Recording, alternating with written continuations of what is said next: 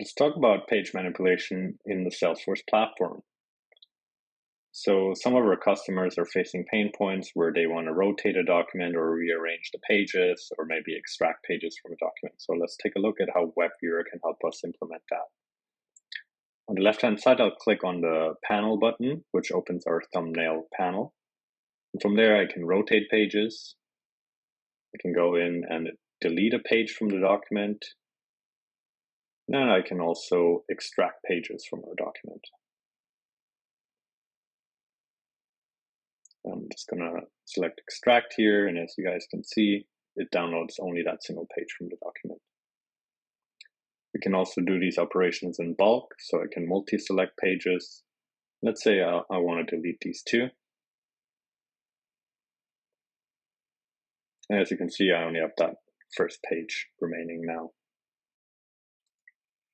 So for our next example, let's say we have two duplicate pages on our document and we want to replace that second page with another one.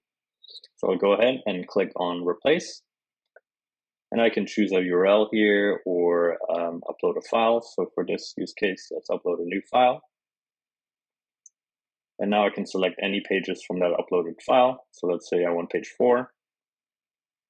And basically what this means is I'm taking my original document's page 2 and I'm replacing it with page 4 of my uploaded document.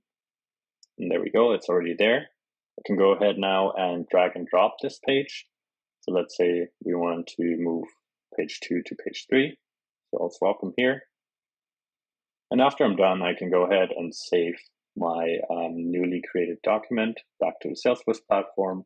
I can implement a custom flow where we email out this new document to a customer, for example, or I can go ahead and use the out-of-the-box functionality to download our document. And as you can see, we have our rearranged pages here, we have our replace page here, and our document looks exactly the way we intended it to. If you have any questions, feel free to reach out or visit pdftron.com/Salesforce. Thank you.